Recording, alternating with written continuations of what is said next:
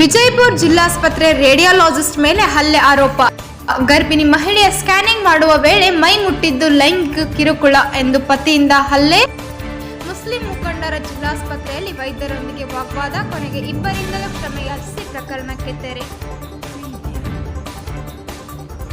Vijayapura ಜಿಲ್ಲಾಸ್ಪತ್ರೆಯಲ್ಲಿ radiology ಸ್ನಾತಕೋತ್ತರ ಪದವಿ ವೈದ್ಯ ವಿದ್ಯಾರ್ಥಿ ಮೇಲೆ ಗರ್ಭಿಣಿ ಮಹಿಳೆ ಪತಿ ಸೇರಿ ಇಬ್ಬರು ಹಲ್ಲೆ ಮಾಡಿರೋ ಆರೋಪ ಕೇಳಿಬಂದಿದೆ. ವಿಜಯಪುರ ಜಿಲ್ಲಾಸ್ಪತ್ರೆಯಲ್ಲಿ ರೇಡಿಯಾಲಜಿ ಸ್ನಾತಕೋತ್ತರ ಪದವಿ ವೈದ್ಯ ವಿದ್ಯಾರ್ಥಿ ಮೇಲೆ ಕರ್ತವ್ಯ ನಿರ್ವಹಿಸುತ್ತಿರುವಾಗಲೇ ಗರ್ಭಿಣಿ ಮಹಿಳೆ ಯಾಸ್ಮಿನಾ ಪತಿ ಹಾಗೂ ಆತನ ಸ್ನೇಹಿತ ಸೇರಿ ಹಲ್ಲೆ ಮಾಡಿದ್ದಾರೆ.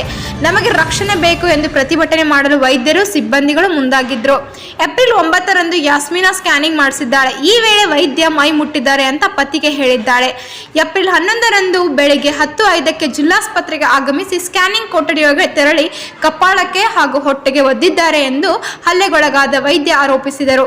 ಮುಟ್ಟದೆ ಸ್ಕ್ಯಾನಿಂಗ್ ಮಾಡುವುದು ಹೇಗೆ? ರೋಗಿಗೆ ಚಿಕಿತ್ಸೆ ಕೊಡಬೇಕಾದ್ರೆ ಪರೀಕ್ಷಿಸಬೇಕು. ಆದರೆ ಇದನ್ನೇ ಮೈ ಮುಟ್ಟಿ ಅಸಭ್ಯವಾಗಿ ವರ್ತಿಸಿದ್ರು ಅನ್ನೋದಾದ್ರೆ ಚಿಕಿತ್ಸೆ ನೀಡುವುದು ಹೇಗೆ ಅಂತ ವೈದ್ಯರು ಎನ್ನುತ್ತಿದ್ರು. ಪೊಲೀಸರು ಹಲ್ಲೆಗೊಳಗಾದ ವೈದ್ಯನಿಂದ ದೂರು ಪಡೆಯುವಾಗಲೇ ಜಿಲ್ಲಾಸ್ಪತ್ರೆಗೆ ಗರ್ಭಿಣಿ ಮಹಿಳೆ ಮತ್ತು ಪತಿಯ ಪರವಾಗಿ ಮುಸ್ಲಿಂ ಮುಖಂಡರು ಆಗಮಿಸಿ ಜಿಲ್ಲಾ ಶಸ್ತ್ರಚಿಕಿತ್ಸಕರ ಕೊಠಡಿಯಲ್ಲಿ ಹೈ ಡ್ರಾಮಾ ಸೃಷ್ಟಿಸಿದ್ರು. ಈ ವೇಳೆ ವಾದ ವಿವಾದ ನಡೆಯಿತು. ಗರ್ಭಿಣಿ ಮಹಿಳೆ ಹಾಗೂ ರೋಗಿಗಳಿಗೆ ಚಿಕಿತ್ಸೆ ನೀಡುವಾಗ ಮೈ ಮುಟ್ಟಿ ಪರೀಕ್ಷೆ ಬೇಡ ಎನ್ನುವುದಾದ್ರೆ ಹೇಗೆ? ಕರ್ತವ್ಯ ನಿರ್ವಹಿಸುವುದಾದ್ರೆ ಹೇಗೆ ಎನ್ನುವ ಪ್ರಶ್ನೆ ವೈದ್ಯರಲ್ಲಿ ಕಾಡತೊಡಗಿದ್ದು. ವೈದ್ಯನದೇ ತಪ್ಪು ಎನ್ನುವ ರೀತಿಯಲ್ಲಿ ವಾದ ಮಾಡಿ ಆತನಿಂದ ಕ್ಷಮಾಪಣೆ ಕೇಳಿಸಿದ ಮೇಲೆ ಹಲ್ಲೆ ಮಾಡಿದನು ಕ್ಷಮೆ ಕೇಳಿಸಿದ್ದು ಕಂಡು ಬಂತು. 2 ಗಂಟೆಗೂ ಹೆಚ್ಚು ಕಾಲ ಜಿಲ್ಲಾಸ್ಪತ್ರೆಯ ಸರ್ಜನ್ ಕೊಠಡಿಯಲ್ಲಿ ಹೈ ಡ್ರಾಮಾ ಸೃಷ್ಟಿಯಾಗಿದ್ರೆ ಚಿಕಿತ್ಸೆಗೆ ಬಂದ ರೋಗಿಗಳಿಗೆ ಸಮಸ್ಯೆ ಆಗಿತ್ತು. ಕೊನೆಗೆ ರಾಜಿ ಸಂಧಾನ ಮೂಲಕ ಪ್ರಕರಣಕ್ಕೆ ತೆರೆ ಎಳೆದ್ರು.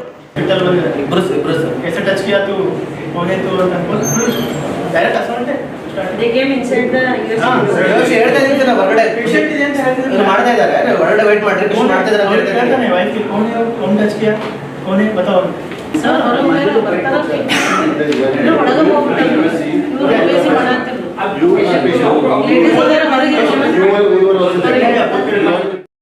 ಡಿಸ್ಟ್ರಿಕ್ಟ್ ಹಾಸ್ಪಿಟಲ್ ವಿಜಯಪುರಲ್ಲಿ ಒಂದು ರೇಡಿಯೋ ಡಾಕ್ಟರ್ಗೆ PGಗೆ ವರ್ಕ್ ಮಾಡ್ತಾ ಇರೋದು ಇಲ್ಲಿ ಬನ್ನಿ ಅಸಾಲ್ಟ್ ಮಾಡಿದ್ದಾರೆ. ಒಂದು ಪೇಷಂಟ್ ಇಬ್ಬರು ಬಂದಿದ್ದಾರೆ. ಒಂದು ಕಾಲರ್ ಹಿಡ್ಕೊಂಡು ಒಂದು ಹೊಡಿತಾ ಇದ್ದಾರೆ ಇನ್ನೊಬ್ಬರು. ಅದು ಅಸಾಲ್ಟ್ ಮಾಡಿದ್ದಾರೆ ತುಂಬ.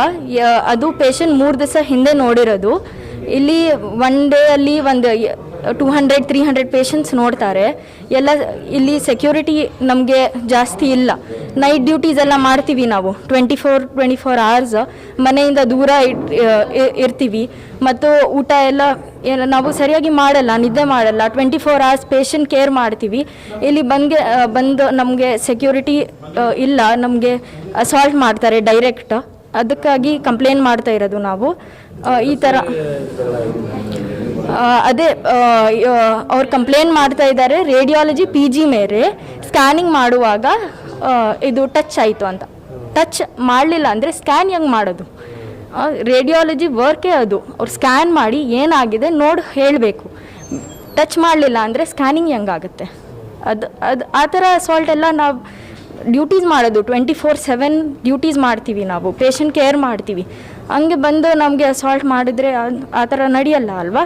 ಅದಕ್ಕೆ ರೇಡಿಯಾಲಜಿ PG ಡಾಕ್ಟರ್ ಮಂಜುನಾಥ್ ಅವ್ರಿಗೆ ಮಾಡಿರೋದು. ಅವರು ಇಲ್ಲ ಡಾಕ್ಟರ್ ಹಿಬಾ ಪೀಡಿಯಾಟ್ರಿಕ್ PG. ನಾನು ಇವತ್ತು 10:05ಕ್ಕೆ ನಾನು ಸ್ಕ್ಯಾನ್ ಮಾಡ್ತಾ ಇದ್ದೆ.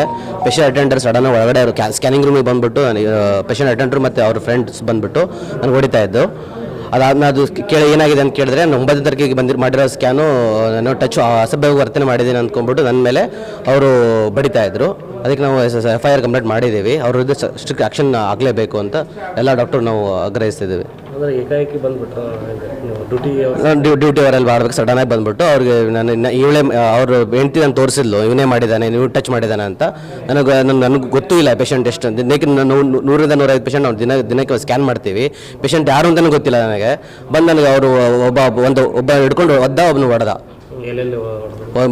ಒಬ್ಬರು ಈ ಕಡೆ ಹೊಡೆದ, ಒಬ್ಬನು ನನ್ನ ಹೊಟ್ಟೆಗೆ ಒದ್ದನ್ರಿ. ಈಗ ಅವರು ಮಿಸ್ಸಸ್ಸಿಗೆ ಏನಾಗಿದೆ ಸರ್? ಮಿಸ್ಸಸ್ ಪ್ರೆಗ್ನೆಂಟು 3ನೇ ಮಂತ್ಸ್ ಪ್ರೆಗ್ನೆನ್ಸಿ. ಅವರು ಸ್ಕ್ಯಾನಿಂಗ್ ಇತ್ತು. ಹಾಂ, ಮಾಡಬೇಕಾದಾಗೇನೋ ಮುಟ್ಟಿದ್ದೀನಿ ಅಂತ ಕಂಪ್ಲೇಂಟ್ ಇದು ಅಂದ್ಕೊಂಡ್ಬಿಟ್ಟು ಬರೆದಿದ್ದಾರೆ. ಈಗ ನೀವು ಕಂಪ್ಲೇಂಟ್ ಕೊಟ್ಟಿದ್ದೀರಿ? ಕಂಪ್ಲೇಂಟ್ ಮಾಡಿದ್ದೀವಿ. ಅವ್ರ ವಿರುದ್ಧ ಶಿಕ್ಷೆ ತೊಗೋಬೇಕು. ನೀವು ಸುಮ್ಮನೆ ನೀವು ಅಸಾಲ್ಟ್ ಅಂದ್ಕೊಂಡ್ಬಿಟ್ಟು ನಾರ್ಮಲ್ ಕೇಸ್ ಹಾಕಿರಾಗಲ್ಲ. ಅವ್ರದ್ದು ನಾನ್ ಬೆಲೆಬಲ್ ಅಫೆನ್ಸ್ ಇದು. ಅವ್ರ ವಿರುದ್ಧ ಸ್ಟ್ರಿಕ್ಟ್ ಆಕ್ಷನ್ನೇ ತೊಗೋಬೇಕು. ಇಬ್ಬರು ಬಂದು ಹಲ್ಲೆ ಮಾಡಿದ್ದಾರೆ? ಇಬ್ಬರು ಹೊಡೆದಿದ್ದಾರೆ. ಅವ್ರೇನು ಒಬ್ಬ ಗಂಡ, ಇನ್ನೊಬ್ಬ ಯಾರು? ಗಂಡನ ಫ್ರೆಂಡು. ನಿಮ್ಮ ಹೆಸರು? ಡಾಕ್ಟರ್ ಮಂಜುನಾಥ್ ಹಿರೇಮಠ. कैसे स्टार्ट सरकार दवा बिजापुरी सरकार दवाखाने में आए थे मैं यहाँ पे ಇಲ್ಲಿ ಬರೋನ್ನ ಸ್ಕ್ಯಾನಿಂಗ್ ಮಾಡಕತ್ತಿದ್ರು. ಅದು मांडी को हाथ लगाए ना फर्स्ट में एक बार लगाने के बाद मैंने पैर से ऐसा हाथ से ऐसा हटाने के बाद फिर से लगाए नो, फिर से लगे 2-3 बार लगे. मैं ऐसा करती क्या कि स्कैनिंग बोल को समझी. फिर मैं बाद में स्कैनिंग पहले स्कैनिंग करे थे वैसा नहीं करे थे वहाँ. मैं समझी नर्स तो रहते हैं हर जगह, यहाँ पे नर्स नहीं है. एक नर्स भी नहीं, पूरे दोनों डॉक्टर चाहिए नो. एक तो नर्स रहना जरूरी है यहाँ पे. और हम ना उल्टा बोलते ही नो, जब मेरे हस्बैंड आपको पूछने को उल्टा हमारे ऊपर केस कर रही नो, ऐसा कर रही घर को. हाँ एक मारे उन्होंने ऐसा उन्हें बोली नहीं करे बोल को करने करे ही नो, ऐसा नहीं करे कर को कहीं बोले बोल को एक मारे ना ऐसा बोल रहे. 9 तारीख को स्कैनिंग करने आए थे. हाँ कल मैं इनको बोली इन्हों गाड़ी पर जाते ड्राइविंग करते, तो कल बोली मैं रो रही थी. मैं इसी पूछे बाद मैं बोली इनको. तुम्हारा नाम? यास्मीन. ನಮಸ್ಕಾರ, ನಾನು ಡಾಕ್ಟರ್ ಶಿವಾನಂದ ಮಾಸ್ತಿಹೊಳಿ, ಜಿಲ್ಲಾ ಶಸ್ತ್ರಚಿಕಿತ್ಸಕರು, ಜಿಲ್ಲಾ ಆಸ್ಪತ್ರೆ ವಿಜಯಪುರ. ತಮ್ಮೆಲ್ಲರಿಗೂ ತಿಳಿಸೋದಂದ್ರೆ ಇವತ್ತು ನಮ್ಮ ಆಸ್ಪತ್ರೆಯಲ್ಲಿ ಒಂದು ಘಟನೆ ಆಯಿತು. ಬೆಳಗ್ಗೆ ಯಾರೋ ವ್ಯಕ್ತಿ ಬಂದು ನಮ್ಮ ಡಾಕ್ಟರ್ ಮೇಲೆ ಹಲ್ಲೆ ಮಾಡಿದಾರಂತ ನಮಗೆ ಡಾಕ್ಟರ್ ಬಂದು ಎಲ್ಲರೂ ಬಂದು ಸರ್ ನಾವು ಈ ಥರ ಈ ವಾತಾವರಣ ಹೆಂಗೆ ಕೆಲಸ ಮಾಡೋದು ಅಂತೆಲ್ಲ ಬಂದು ಕಂಪ್ಲೇಂಟ್ ಮಾಡಿದ್ರು. ಅದಕ್ಕೆ ನಾವು ಕೂಲಂಕುಷ ಪರಿಶೀಲನೆ ಮಾಡೋಕ್ಕೋಸ್ಕರ ವ್ಯಕ್ತಿ ಕೂಡ ಎಲ್ಲೇ ಹೋಗಿಲ್ಲ. ಅವನೇನು ಹೊಡೆದೆಲ್ಲರೂ ಹೋಗಬೇಕಾಗಿತ್ತು, ಬಟ್ ಅವನು ಕೂಡ ಇಲ್ಲೇ ಇದ್ದ. ಅವನು ಮತ್ತು ಅವನು ಹೆಂಡತಿ ಕೂಡ ಇದ್ದರು. ವಾಪಸ್ ಅವ್ರಿಗೆ ಎಲ್ಲರೂ ಕರೆಸಿ ಮಾತಾಡಿದ್ವಿ. ಸೊ ಸ್ಕ್ಯಾನಿಂಗ್ ಮಾಡೋ ಮುಂದೆ ಆ ಡಾಕ್ಟರ್ ಏನೋ ಟಚ್ ಮಾಡ್ದ ಅಂತ ಅವರಿಗೆ ಒಂಥರ ಒಂದು ತಪ್ಪು ಮಾಹಿತಿ ಇತ್ತು. ಹೆಣ್ಮಗಳನ್ನೂ ಕರೆ ಕೇಳಿದ್ವಿ. ಪಾಪ ಅವಳು ಕೂಡ ಹೇಳಿದಳು ಇಲ್ಲ ಟಚ್ ಆಗಿರ್ಬೋದು, ಯಾವುದೋ ಗೊತ್ತಿಲ್ಲ ಅಂತ. ಅವನು ವ್ಯಕ್ತಿ ಕೂಡ ಹೇಳಿದ ಸರ್ ನಾನು ಮಾಡಿದ ತಪ್ಪು, ನಾನು ಡಾಕ್ಟರ್ ಮೇಲೆ ಅಸಾಲ್ಟ್ ಮಾಡಬಾರ್ದು, ತಪ್ಪು ಮಾಡಿದ್ದೀನಿ ಅಂತ. ಆ ಡಾಕ್ಟರ್ ಕೂಡ ಹೇಳಿದೆ ಸರ್ ನಾನು ಯಾವುದೇ ರೀತಿಯಿಂದ ಕೆಟ್ಟ ದೃಷ್ಟಿಯಿಂದ ಮಾಡಿಲ್ಲ, ನಾನು ಮನೆಯಲ್ಲಿ ದೇವರ ಹಾನಿಯಾಗಿ ನನ್ನ ತಾಯಿಯ ಹಾನಿಯಾಗಿ ಹೇಳ್ತೀನಿ ಅಂತ ಅದೇನೋ ವಿಚಾರಣೆ ಮಾಡಿಲ್ಲ ಅಂತ ಅವು ಹೇಳಿದಾಗ ಇಬ್ಬರು ಕೂಡ ಎಲ್ಲ ನಮ್ಮ ಮುಖಂಡರು ಕೂಡ ಬಂದಿದ್ರು, ಪ್ರೆಸ್ಗಳು ಬಂದಿದ್ರು, ನಾವೆಲ್ಲ ವೈದ್ಯರು ಬಂದಿದ್ರು, IMAದಿಂದ ಬಂದಿದ್ರು. ಎಲ್ಲಿ ಕೂಡ ಪರಿಶೀಲನೆ ಮಾಡಿದಾಗ ಯಾವುದೇ ರೀತಿಯಿಂದ ತಪ್ಪು ಕಂಡು ಬಂದಿಲ್ಲ ಅಂತ ನಮಗೆ ಅನಿಸಿದಾಗ, ಸೊ ಇದರಿಂದ ಮಾಡೋದ್ರಿಂದ ಪ್ರತಿಭಟನೆ ಮಾಡೋದ್ರಿಂದ ರೋಗಿಗಳು ತೊಂದರೆ ಆಗುತ್ತೆ. ನಮ್ಮ ಆಸ್ಪತ್ರೆ ದಿನಕ್ಕೆ 1000-2000 ಪೇಷಂಟ್ ಬರ್ತವೆ, ತೊಂದರೆ ಆಗ್ಬೋದು. ಇದು ಮಾಡೋ ಉದ್ದೇಶ ಏನಪ್ಪ ಅಂತಂದರೆ ಡಾಕ್ಟ್ರು ಕೂಡ ನಿರ್ಭೀತವಾಗಿ ಕೆಲಸ ಮಾಡೋಕೆ ಅನುಕೂಲ ಆಗಲಿ ಅಂತ ಉದ್ದೇಶದಿಂದ ಡಾಕ್ಟ್ರು ಕೂಡ ಅವರು ಭಯಭೀತರಾಗಿ ಬಂದಿದ್ದರು. ಅವರಿಗೂ ಕೂಡ ನಾವು ಧೈರ್ಯ ಕೊಟ್ಟಿದ್ವಿ. ನಮ್ಮ ವಕೀಲರು ಬಂದಿದ್ದಾರೆ, ನಮ್ಮ ಯೂಸುಫ್ ಬಂದಿದ್ದಾರೆ, ಭಾಳಷ್ಟು ಮುಖಂಡರು ಕೂಡ ಬಂದಿದ್ದಾರೆ ಇಲ್ಲಿ. ಅವರು ಕೂಡ ಧೈರ್ಯ ಹೇಳಿದ್ರು. ಎರಡೂ ಕಡೆಯಿಂದ ಅವರಿಗೆ ಆಗಿದ್ದು ತಪ್ಪು ಅಂತ ಡಾಕ್ಟ್ರು ಕೂಡ ನಾನು ಮಾಡಿದ್ರೆ ತಪ್ಪು ಅಂತ ಮಾಡಿಲ್ಲ, ಹಾಗೇನು ಆಗಿದ್ರೆ ತಪ್ಪು ಅಂತ ಡಾಕ್ಟ್ರು ಕೂಡ ಅಂದ. ಆಮೇಲೆ ಅವನು ಅಸಾಲ್ಟ್ ಮಾಡಿದ ವ್ಯಕ್ತಿ ಅಸಾಲ್ಟ್ ಮಾಡಿಲ್ಲ, ಮಾಡಬೇಕಿತ್ತು ಹೋಗಿದ್ದೆ, ಡಾಕ್ಟರ್ ಮೇಲೆ ಒಂದೇನೋ ಏಟ್ ಕೊಟ್ಟ ಅಂತ ಹೇಳಿದ್ರು. ಅವನು ಹೇಳಿದಾನೆ ಇಲ್ಲ ಸರ್ ನಾನು ಹಾಗೇನು ಸಿಟ್ಟಂಗೆ ಮಾಡಿರ್ಬೋದು, ಇಲ್ಲ ನಂದು ಯಾವುದೇ ಒಂದು ಇದಿಲ್ಲ, ಕೆಟ್ಟ ವಿಚಾರ ಇಲ್ಲ ಅಂತ ಹೇಳಿದಾಗ ಇಬ್ಬರನ್ನು ಪರಿಶೀಲನೆ ಮಾಡಿ ಇಬ್ಬರಿಗೂ ಒಂದು ಪ್ರೊಟೆಕ್ಷನ್ ಕೊಡುವಂಥ ಜವಾಬ್ದಾರಿ ನಮ್ಮದು, ಮುಖಂಡರದು ನಮ್ಮದು ಕೂಡ. ಈ ರೋಗಿಗಳಿಗೆ ಒಳ್ಳೆಯ ಸೇವೆ ಸಿಗಬೇಕು, ಇಂಥ ಘಟನೆಗಳು ಮುಂದೆ ಆಗಬಾರದಂಥ ಉದ್ದೇಶದಿಂದ ಡಾಕ್ಟರು ಕೂಡ ನಿರ್ಭೀತವಾಗಿ ಕೆಲಸ ಮಾಡುವ ಉದ್ದೇಶದಿಂದ ಈ ಒಂದು ಘಟನೆ ಆಗಿತ್ತು. ಈ ಘಟನೆ ಯಾವುದೇ ರೀತಿಯಿಂದ ವಾತಾವರಣ ತಿಳಿಯಾಗಿ ಸಮಸ್ಯೆಗಳು ಬಗೆಹರಿಸಿದ ಸಂದರ್ಭದಲ್ಲಿ ಹೇಳಿ ತಮ್ಮೆಲ್ಲರಿಗೂ ಬಂದಂಥ ಎಲ್ಲ IMA ವೈದ್ಯರಿಗೂ, ನಮ್ಮ ವಕೀಲರಿಗೂ, ಎಲ್ಲ ಮೀಡಿಯಾ ಪರ್ಸನ್ಗಳು, ಹಿರಿಯರಿಗೂ ಯಥಾಸ್ಥಿತಿ ಸೇವೆ ಸ್ಟಾರ್ಟ್ ಆಗಿದೆ. ಮುಂದೆ ಯಾವುದೇ ರೀತಿಯಿಂದ ಈ ರೀತಿ ಆಸ್ಪತ್ರೆಯನ್ನು ನಾವು ವೈದ್ಯರು ಬಂದ್ ಮಾಡೋಣ ಅನ್ಕೊಂಡಿದ್ದು, ಅವ್ರಿಗೂ ಕನ್ವಿನ್ಸ್ ಮಾಡಿದ್ವಿ. ಅವರು ಕೂಡ ಯಥಾಸ್ಥಿತಿ ಆಸ್ಪತ್ರೆಯನ್ನು ನಡೆಸಿ ಮಾಡಿದ್ದಾರೆ.